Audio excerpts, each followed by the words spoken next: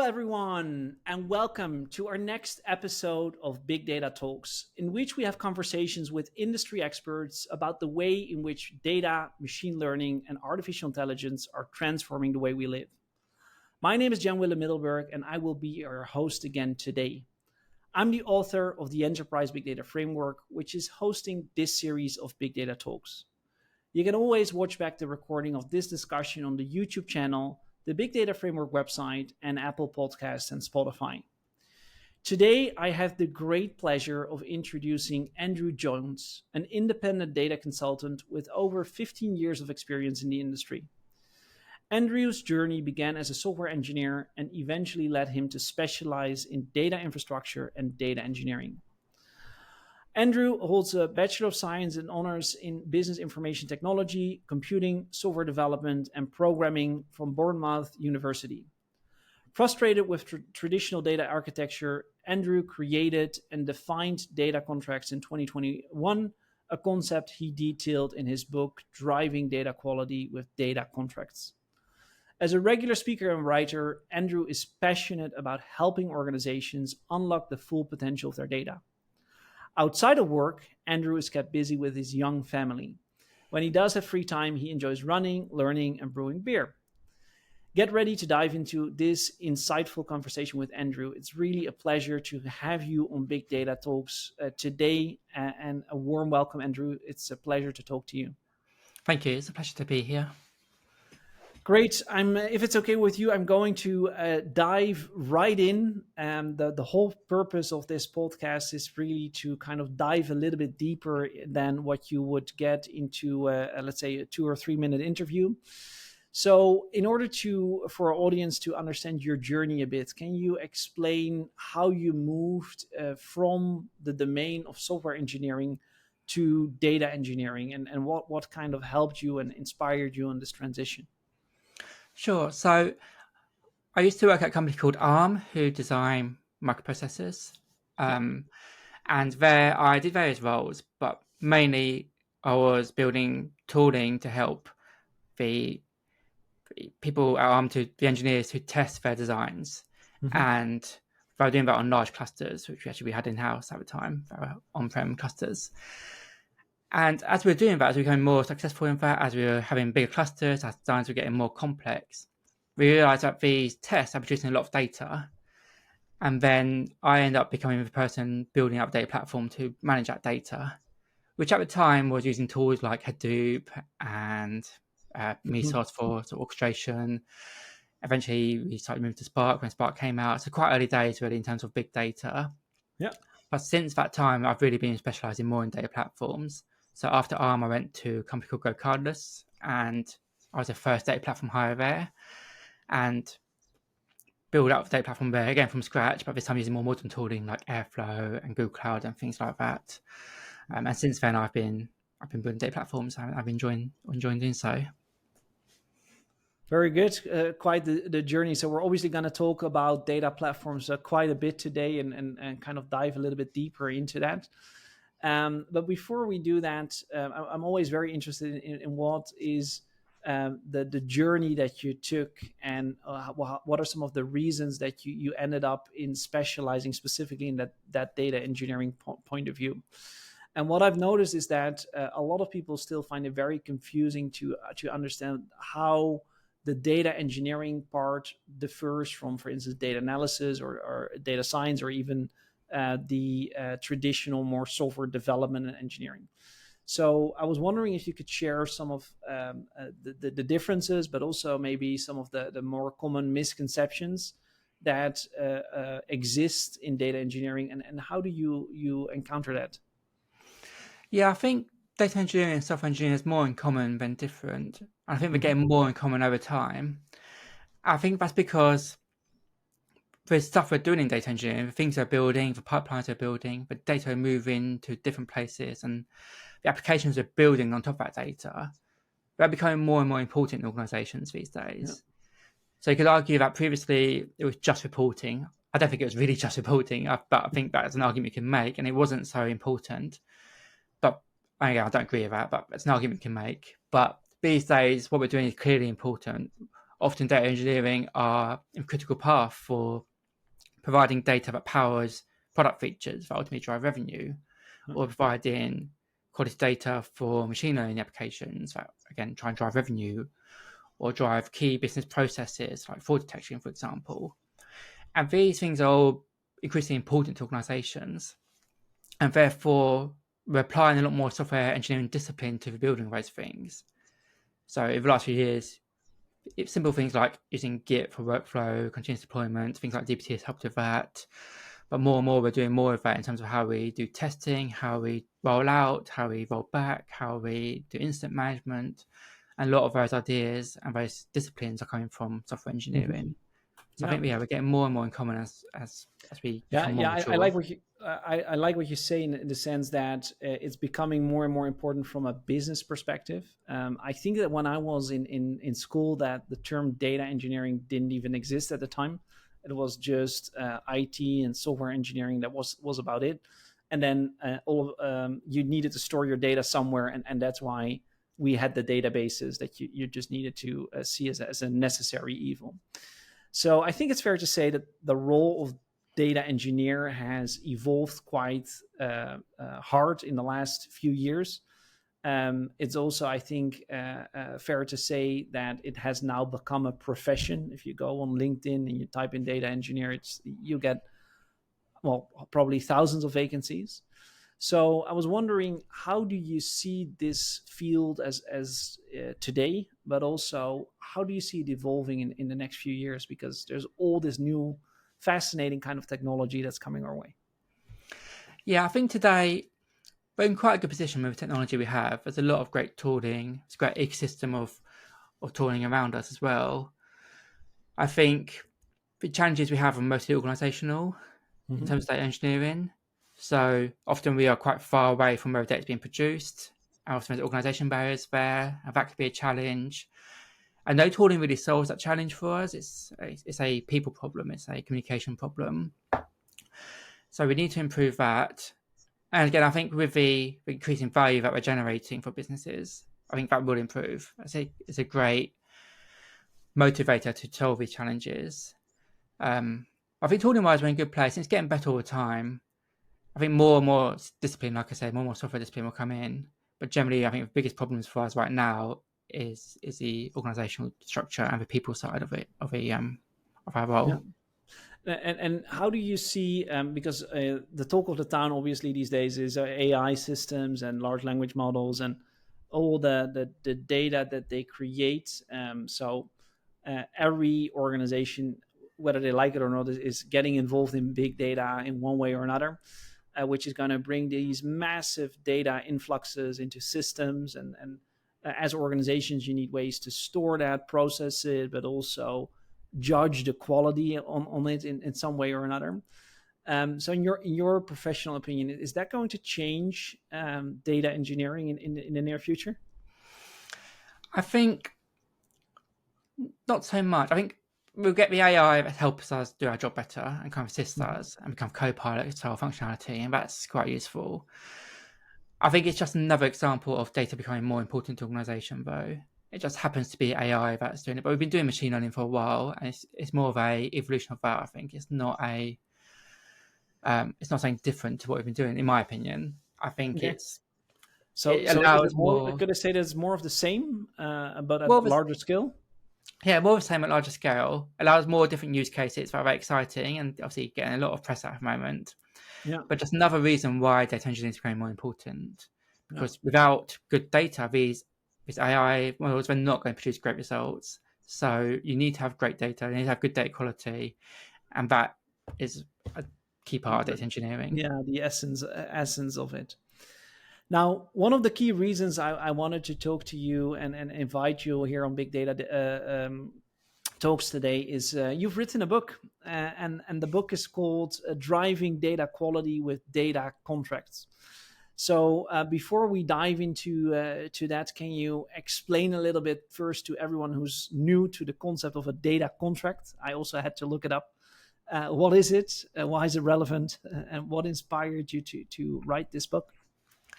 So data contracts are a simple idea, really. And they're basically a document that's machine readable as well, that defines your data, that describes your data. So it kind of Hmm. holds your metadata. So it's a very simple idea, but it's very powerful. I'm going to exactly how powerful it is, probably more detail later, but like you can do pretty much anything with it. You can use it to improve collaboration between people providing data and people consuming data. It's like kind of document you can talk around, you can codify what you've agreed between each other. So it helps with people side, but it also helps with on the data platform side. So it allows you to build interfaces from that data contract that have good change management around them. So you don't have the same problems that you have around upstream schema changes, breaking everything downstream, which when you're building important things downstream is a problem. Hmm. And it's those kind of problems that I was trying to solve data contracts when I thought of the idea around 5 or 6 years ago internally. I've been writing about it publicly around 3 years. And the problem we had was we were trying to use data for more and more important things with the organization, like I spoke about. Things like internal processes, like fraud detection, or things like product features that ultimately we were selling as an add-on that increased revenue. And we kept having the same problems. Upstream schema changes and upstream quality issues kept breaking things downstream.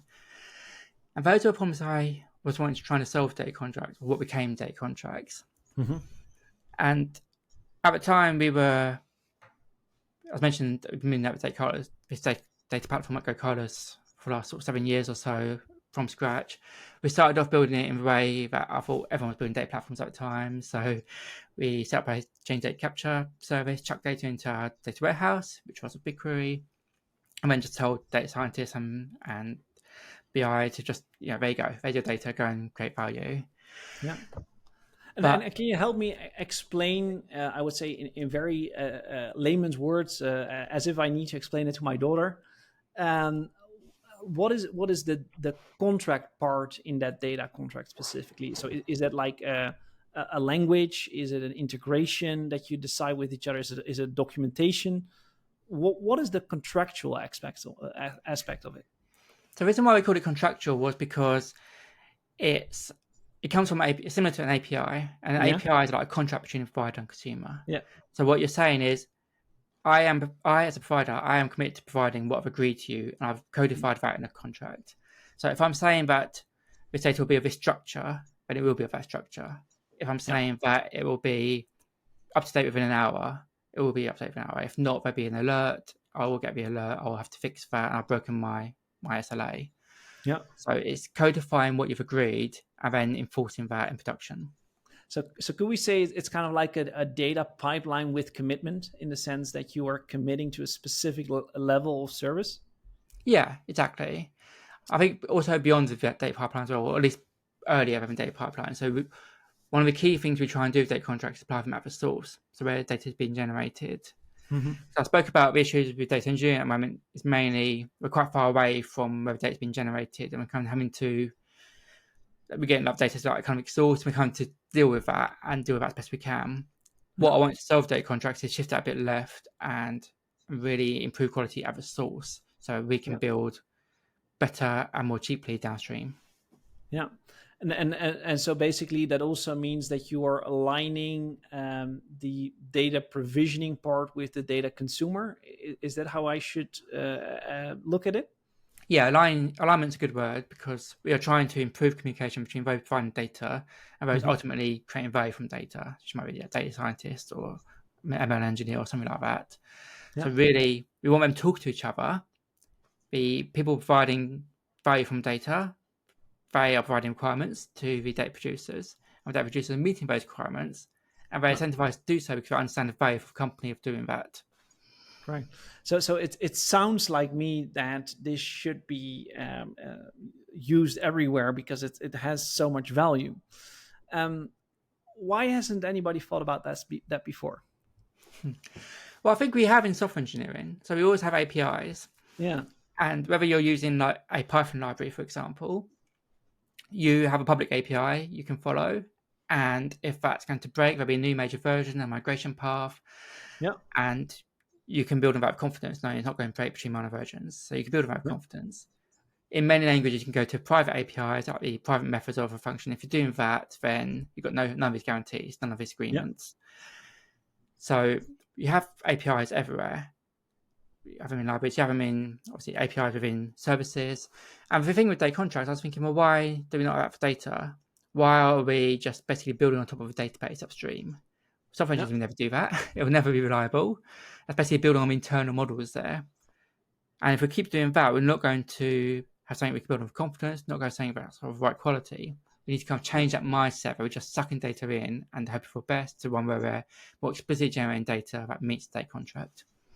Yeah, I think it's a very interesting concept, and also I think something that provides a lot of value.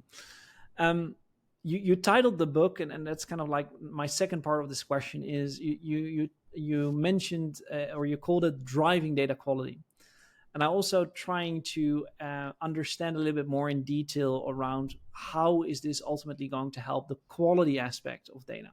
So could you elaborate a little bit more specifically around how data contracts with their basically agreement between the two parties ultimately leads to increased data quality?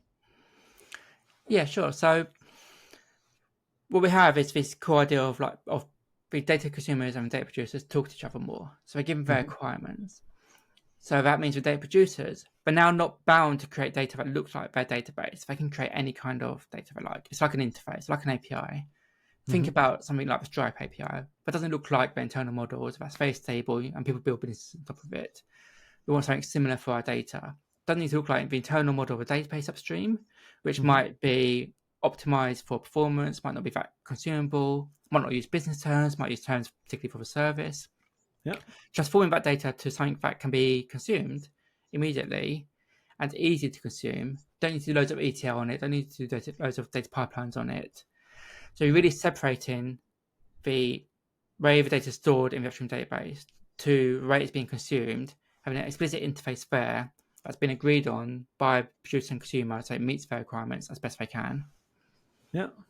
Um, one of the things that I find very fascinating about this is suppose that we have a lot of organizations will move towards this concept of data contracts.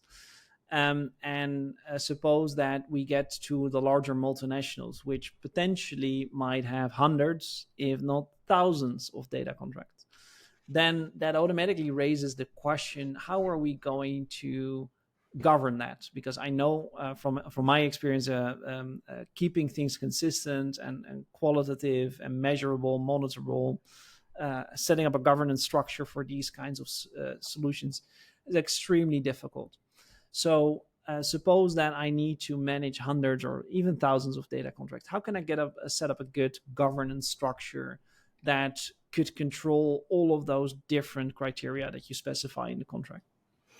Yeah, that's a good question. And it's an important one because I think about data governance quite a lot as well.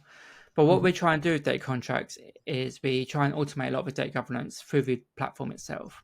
Okay. So if you define a data contract and describe the data in enough detail, Mm-hmm. we can quite easily build tooling that performs our data governance tasks on top of that. So it could Okay. be things like data retention, or it could be things like access management, or it could be things like GDPR deletions, or whatever it might be, if in Europe, whatever it might be. As long as they describe the data contract in enough detail, so for example, they might have categorization of data. Is it personal data or not? Is it Mm-hmm. public? Is it confidential? Is it secret? Those kind of things. As long as they describe their data, the data producers describe their data in that enough detail, it's actually quite easy to build tooling that then applies the standard governance rules and policies that we have in an organization to Yeah. the data, no matter where it sits in the organization, no matter how the schema is it wide, is it deep, we don't really Yeah. care as long as they describe it in enough detail. Yeah.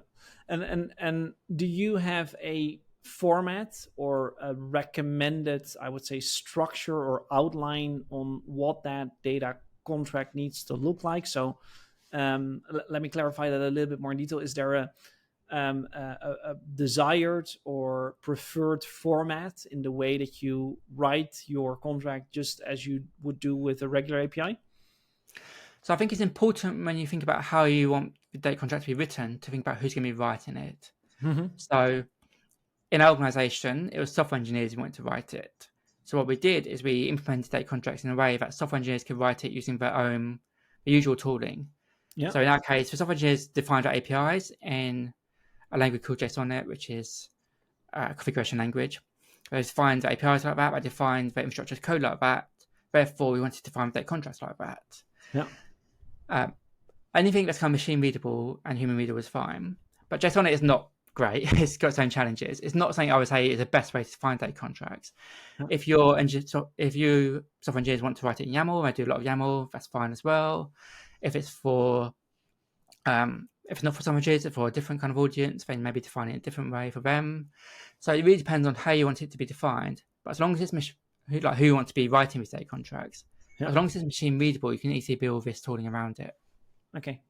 So let me dive, because I think it's always best explained if we would use a simple example. So would there be an example of, let's say, a data contract that you worked on recently? And then can you dissect that into the kind of like the components that are a part of that data contract? Sure. So I've been running training courses recently about data contracts. And in that one-day training course, we start from scratch, we build a data contract, and we use it to power a few different kinds of tools. Okay. So it's sort of very simple. The data contract just has an owner, it has a schema, and that's all it has at the start. And from that, we can generate a table in a data warehouse. That's the interface that you're providing. And that's what we needed. And we're using open source tooling to do that. So we're not writing loads of code to do that. Yeah. You can then add more to the data contract, maybe around access controls, and say, this should be access. If you're in this particular role, you should have read access to these columns, but not read access to the other columns. Yeah. Or you could do it on row base or whatever you like, but in the whatever you like is fine. But to columns, for example.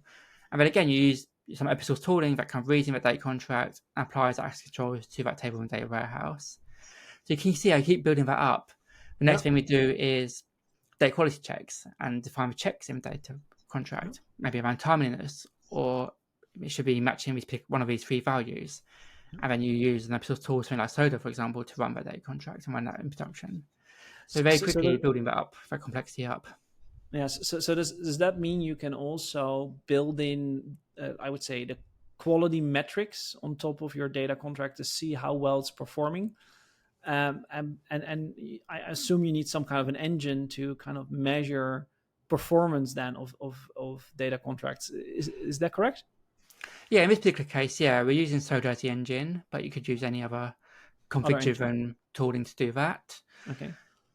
As long as you can convert the data contract into something that tooling understands. So Soda have their own kind of data contract support, so that's quite easy. You could probably convert it to something for Great Expectations too, or whatever tooling you like to convert it to. Good. And I assume that at this moment, most data contracts, the measurement is done more reactively. So after the fact, to see whether it was delivered in the way that it should be delivered. Would it also be technically possible to measure quality of data contract real time? So as it's being done, and have you ever seen an example of that in your work? Yes, definitely. And that's what we do in production by our work, because it's actually much better if we can catch these issues before the data's published, maybe prevent bad data before being published. It reduces the blast radius of any bad impact from that bad quality data. It allows us to send the alerts to the data producer directly from the application, and it's up to them to then solve that problem rather than the data engineering team who have to solve it in the data warehouse. And what we do there in production is we do this quite a lot of data contracts. You end up converting your data contract to other formats so you can leverage other tooling. In this case, we convert the data contract to a JSON schema. And that allows us to then use open source JSON schema libraries that are written in various languages, available in languages like Ruby or Go or whatever we're using, to read in that JSON schema. In it, it's got the data quality rules. So maybe this needs to be an email address, or this needs to be between 0 and 1, this value, whatever it might be. And provide those libraries to our software developers to then use. They run their data through that library before publishing it to data warehouse or to the streaming platform, wherever it's going to be. And if it fails, they get the alert. They might write it to some sort of letter queue or something like that. But it's up to them how to deal with it. It's their data. They're responsible for the quality of data. And they are, if the data is not meeting the quality they agreed in the data contract, then they have to go and fix it. Yeah. So, and I think that's a very important point. So if what happens if the data does not meet the quality criteria of the data contracts? Will that lead to alerts, or will just the integration fail? What are kind of like the fail saves that you will put in place to make sure that if for whatever reason there's not a match and it's not delivered in line with the contractual aspect or the supply delivery demand that you've set up, what will be the in terms of software terms, what is the exception handling if it's not matching? Yeah, so there's a few patterns we use. So it depends a bit on requirements as well. So Okay. sometimes when you produce bad data, you might want the whole thing to stop and no data to be produced so it's been fixed. Because you kind of want that data in order and you want it to be complete. Your priority Yeah. is completeness rather than anything else. Sometimes you might rather have, if a couple of records are bad, you'd rather have the rest of the records flow through because you want to take action on those records and not have to wait till it's been fixed. So it depends Yeah. a bit on the use case. We tend to see most often the second use case where most data flows through and the bad records are stored somewhere else until they're Okay. resolved. So what we do then is we send the alert directly to the data producer, software engineering team typically, but could be the engineering team too.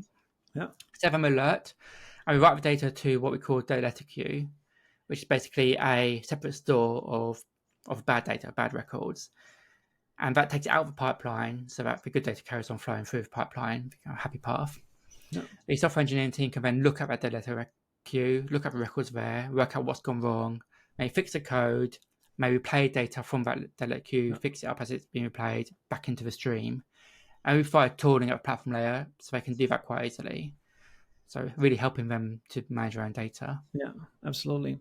So if I'm listening to you correctly, at this moment, data contracts are all customized based on individual use cases and individual client needs. That's my understanding is correct, right? In that sense. Yeah, generally, yeah. Yeah. If you think about like, if you're trying to implement that contract organization, like what's the problem you're trying to solve with that? The main problem we were trying to solve initially was change management of a schemas upstream. Okay. But if your biggest problem is the quality of data is very variable, Yeah. because maybe it's coming from sort of manual entry upstream or whatever it might be, maybe you focus on that first. And then so you're really trying to solve a problem that you've got in your organization and focus on Yeah. that first, and then maybe you can evolve it later to add things like governance or change management or whatever it is the next problem is, and keep evolving there. Yeah, that's very so. So the reason I'm asking this question is because in my mind, so suppose that the whole technology sector is going to embrace data contracts, and we're all going to use that as a form of standardization. Would you ever see a situation where companies or governments basically publish data contracts saying, this is our data contract. If you want to connect and build pipelines with us or exchange data in a particular format, this is the rules and the quality criteria and the validity rules that you would need to adhere to. Do you ever foresee that we would move to standards data contracts with predefined schema, predefined rules with regards to data quality and other related features that would be published by large organizations as kind of a standard? Yeah, there are moves in this direction to try and define a standard, and I'm involved with the Open Data Contract Standard, the ODCS, on the steering committee there, and that's Okay. backed by the Linux Foundation, so that's an open standard. And here we have people from different organizations, some vendors as well, trying to find a common data contract standard. And I think it would be great if that was the case, because it would be great for this data sharing example that you gave. Yeah. Also great if I was implementing data contracts in my organization, I have something I can just use, and then maybe I can just, by adhering to a standard, I can just integrate various different tooling, whether it's like data Yeah. catalog or data observability, whatever it might be. But it's still early days at the moment, but Yeah, certainly I think efforts what there. you're mentioning is a very, very interesting initiative. So can you explain a little bit more around what is the organization behind that? So I think you mentioned Open Data Contracts Standard. That's right, yeah, open Um, data contract standard. and is that kind of like an organization, or is it more of kind of a non-profit? How is that structured, and what are the kind of organizations and people involved in that? Because I think that could really if it's being developed and we do find a consensus, that could really be a very strong game changer. Yeah, so it's non-profit. It's part of the Linux Foundation, which means that Okay. it's got very clear rules to follow in terms of being Hmm. neutral and being an open project. Yeah. The kind of people involved, I can't remember how many people on the technical steering committee there are now, but there's about 8 or 10, I think, of us. But Okay. there's also people who are not on the committee, but also quite actively involved in defining this standard. And we have people from various different places. We have people who are consultants and trying to sell data contract solutions. We have people who, Yeah. like me, have been implementing data contracts at organizations. We have vendors, for example, people from Soda are there, advising Yeah. on the data quality side. So it's a real mix of people. And it's quite active. It's quite active discussions around how we want to find data contracts. It's going quite well. Yeah, I can imagine. So, I think it must be a very hot topic, because especially I would say on the vendor, but also on the government side, I see massive applications in terms of standardization and also safeguarding quality and safety of data transfer flows. yeah, exactly. Yeah. I mean, it's still early days, so we're still waiting for the adoption. Okay. And the more adoption we'll get, then it'll be a bit of a, probably we'll Yeah. get some more momentum there. But the momentum we're seeing internally in terms of people involved and people adding support to their tools has been really great. So, yeah, it's looking good so far. Speaking about adoption, so we have quite a number of people who listen to this podcast, and suppose that I'm a government official and I'm listening right now and I think, hey, this is something interesting, I need to dive into this. Where could I find information besides obviously googling and putting the word data contract in the search engine? Where could I find good verifiable information around what it is, how it works, etc.? And obviously your book, that's a great place to start.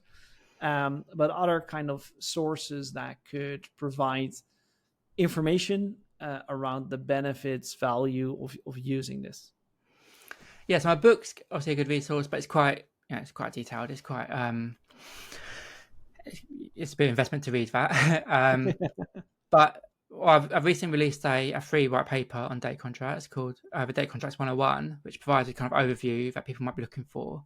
And Okay. that's at dc101.io. So DC for data contracts and numbers 101.io. And that's Yeah. a free book that will give you an overview of what data contracts are, what problems they're trying to solve, and how they solve them. Good. That's very, very interesting. We will put, for everyone who's listening, we will put a link underneath the podcast description to link you through to that book and the resources around that. So I think that's a very interesting point. Now, a few weeks ago, one of my other guests on this same platform, the podcast, kind of brought up one of the key challenges that you now see with organizations and governments, particularly, is the question of the truthfulness of data. And just to kind of give you a bit of background, through all the large language models, we are generating a lot of synthetic data, which is true or not, or it can be manipulated. It's not necessarily original work, so it's merged together. So my question would be, would data contracts also have an ability to solve the problem of veracity and truthfulness or inherent truth about data? And would we be able to use it in, or would governments be able to use it in such a way that it could distinguish between these different synthetic or traditional data? Yeah, it's an interesting question. I spoke to a couple of people I recently. ask only interesting questions. Yes. I've spoken to a couple of people recently looking at this. It's not really my Yeah. area, so I can't pick up too much authority on this, but they are looking at how they can solve the issue of trust in data. Yeah. And part of that will be defining various things about the data, and a good place to find that is the data contract. So I think it's a good place to hold that information, whether that's like I said, we use it to hold information whether it's personal data or not and things like that. But there's no reason why it can hold even information about how you can verify that data, what kind of call you need to make, what kind of thing you need to do to that data to trust it, or I can public to private keys, those kind of things. So I think it's an interesting area, and people are looking at how they can define that, and potentially a data contract could be the place to store that information, or at least make it available to people. Yeah, and I think one of the main questions that is a big question of our time is to differentiate between data that is created in original work versus artificially created work. And I read a report the other day, I think it was by Gardner Forrester, that their expectation is that by 2030 there's going to be more synthetically generated data in the world than what we now have as traditional data. And since you're very heavily involved in this technology domain, I also wonder is what's your view around that? How we as society move towards that, and regardless on whether data contracts will be the solution to that or not, how do you see that debate evolving? Yeah, it's an interesting one. It's kind of interesting being around when this is happening and seeing Yes. it live. That's a bit too late for the internet, really, but seeing this live here, I think we already have this problem to a degree with text-based articles, and we kind of fake news there. Yeah. But now we're seeing it like can't trust images, can't trust videos, and Yeah. they are increasingly difficult to verify and trust, depending on the source you're getting from. I think the only real solution to that, and you mentioned I've got young children, so I'm hoping that by the time they get to school age, they'll be learning about this, is education. Yeah. And you need to be teaching children and just people like how can they go and verify what they're reading, what they're viewing, what they're Yeah. seeing. So there's a bit of a skill there they need to learn. What kind of sources are verifiable? Can I get 2 or 3 different sources to verify? Kind of things that we most of us do learn through life, but they should be teaching about, I think, at schools to make sure that young people in particular can make the right decisions based on what they're seeing. Yeah. Yeah, I think a lot of a lot of the people are using the term data literacy to kind of get that message Mm. across to being able to understand what data actually means and how it works in part. But I also, and I think you're also familiar, is that we as people were able to be influenced in specific areas. Think about advertising. If you see a couple of things, then it does spring things to mind. How are we as a society going to take that into consideration, and especially when you're involved with building those data pipelines, large engineering solutions for those specific data warehouses and platforms? How do you kind of put in a filter to make sure that your data warehouse doesn't become, let's say, contaminated with data that's not so truthful, or artificially generated, and nobody can know what it is anymore? Yeah, And that's I know it's a big interesting. question, so I It's a big obviously question. don't, or I expect you to provide the final answer to that. But that's Yeah, I that's don't think I've got one a of final answer, but I am interested to see how it develops. I'm interested quite a lot in the kind of regulations that are Mhm. being proposed and the pros and cons of that. Yeah, I'm interested in how we try to self-regulate yeah, and people try and be ethical, and whether we can trust those people to do that. And if we can, it's not everyone else can be the same.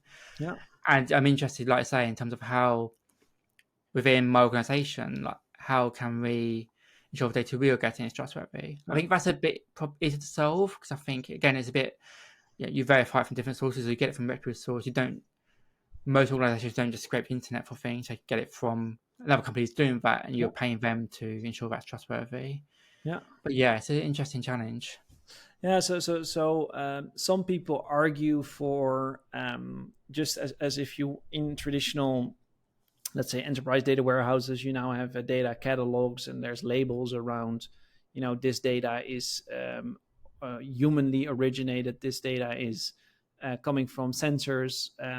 Whereas with labels, you could say, these images are artificially generated, these images are created by real photographers, so that you would get some kind of data labeling approach. And moving back towards the data contracts, and because that's obviously the red thread throughout our conversation today, I was wondering if you have a data contract with and I am building that for a data warehouse that has that labeling capacity in place, then technically speaking, and this might just be conceptual at this stage, but then technically speaking, I could shift it into such a structure that that label will also be a requirement.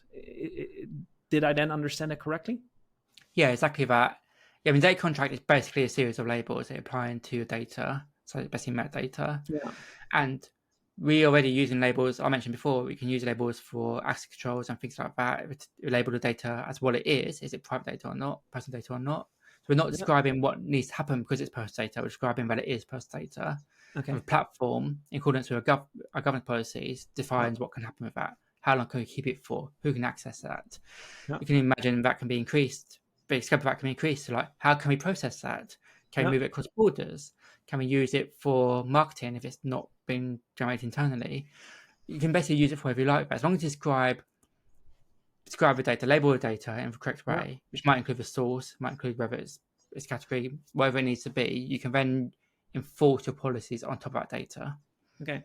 So technically, if I were to create two labels, one which says, this is synthetic data versus the other label is original data, by lack of a different word, and I have a database which has accurately labeled data accordingly, and I know that that will be a completely different challenge, but let's assume for the moment that that would be possible. Then the data contract could enforce, I should say, this standard on the connection. That's how I could see it, right? Exactly that. Yeah, exactly that. Yeah, it's interesting. There's a lot of interesting stuff going on towards the future, so that might be something to look into to the future. Um, Speaking about future, I know we're going very rapidly through the time, but one of the key objectives of this podcast is also a little bit to talk about how new technologies like data contracts or otherwise are going to change the way that we work. So, what are new technologies, developments that you've seen recently, and could be related to the work that you do or just from what you've read? Is what's really going to change the way we live in the next few years? In terms of like how we work as data engineers, I Uh-huh. think it's things like data contracts are helping us become, like I said at the start, more disciplined, as more like Yeah. software engineering. I think that's going to continue. I think ideas like data contracts and things like data mesh as well, we're going to move to a more decentralized model. So we're not going to try and have everything controlled Mhm. centrally, including data governance. I think that's a good move because I think that allows more data to be moved around the organization without Yeah. being bottlenecked by a data engineering team, and moves Yeah. data engineering teams away from being a team that's got a long backlog of tickets they'll never get to one that is more enabling other teams to get their own value from data, which might be important to the teams, but not necessarily the most important thing to the company, but you can still enable those use cases. So I think we'll see that in future. I think, yeah, probably those main themes. I think tooling wise, we're pretty much there. It's just the Yeah. way it works, a bit of a change in mindset, changing approach from being data teams who live separately with the organization, getting data from different parts of the organization, try and make sense of it, to one where data is just something the organization does. Like, we build Yeah. services, we provide data, and we use that to drive business outcomes, whatever they might be, whether that's just making better decisions or whether that's actually driving revenue from the application of data. Absolutely. So, as you might expect, with this podcast, we dive a little bit deeper, and obviously, therefore, we targeting a certain audience. So, it will not be a big surprise to you that our most common listeners are people who are working in data and data engineering and data science, because it's not topics for a lightful drive on the Saturday morning, and that's perfectly fine because that's how we intended to.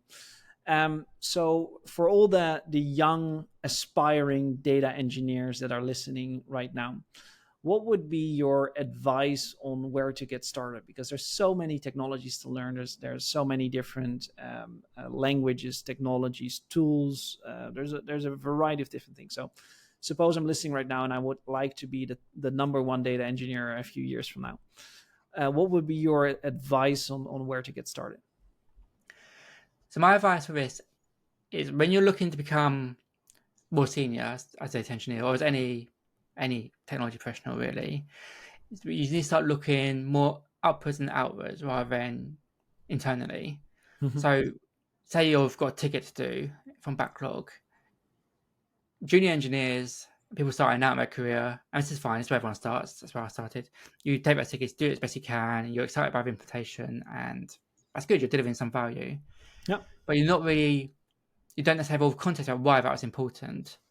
As you're getting more senior, you're thinking about, okay, we're not just doing these tickets, we're building these projects, we are building this platform, whatever we're doing this for what reason? Like, how is it actually driving business goals? Yeah. So you start thinking about that. You start talking to more people in business about, okay, how is it actually driving business goals? That includes talking to people outside your domain, maybe software engineering, maybe in product management, maybe in sales and marketing, or whatever it might be. Really understanding like what work I'm doing, that I'm uniquely best placed to do for my skills and my background. How does that drive business value? Yeah. And when you start thinking about that, that's when you start. Doesn't even matter what tools you're using. I think the tools are quite easy to learn generally. If you know one cloud, you can have the other cloud. There's always new tooling coming out, so you can do your best to keep up. And you have to do a bit of that. But I think the Yeah. more important thing is always the people side, and how can you make sure that what you and your team are doing aligns with company goals and meets objectives through the skills you uniquely have. Yeah. I think that's the best advice for any young data engineers. So, yeah, and so if you tackle problems, you're obviously in consulting, so you generally get in when there's problems. Otherwise, they wouldn't need you. Is that also the approach that you're taking? So first, trying to get the business perspective and the business value before you start the project itself. Yes, exactly. And like when I started data contracts at my previous organization, Go Carlos, the only reason that became successful was because it solved business goals. Like we had the business strategy was to create more of these ML models to drive revenue, and so that's one of the three key pillars of our strategy at the time. And to achieve that, we needed better quality data, and to achieve that, we needed ultimately data contracts was the implementation to do that. If that didn't align with company goals, then it would not have been successful. We would not have got started. But because Yeah. it did, it became a success.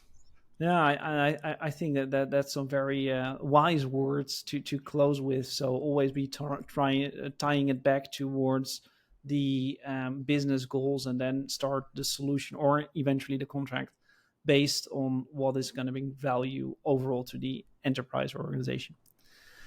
With that, Andrew, we're unfortunately out of time. So I'd like to thank you so much for being a part of Big Data Talks today. It's an absolute pleasure to talk to you, to pick your brain. And I think that in the limited time that we have had, we were able to dissect the essence of data contracts quite well. Together, maybe even with some future things that might be coming up. So for everyone who's listening, we will place the link to Andrew's book and his white paper around data contracts 101 underneath the description. So if you're interested in that, by all means, do download those, and it will give you, I think, a great introduction to what data contracts are all about. With that, Andrew, thanks so much for being part of being with me today. All the best on the next steps with data contracts, and I'm quite sure we'll be in touch. Cool. Thank you for having me. It's been a great discussion. Thank you.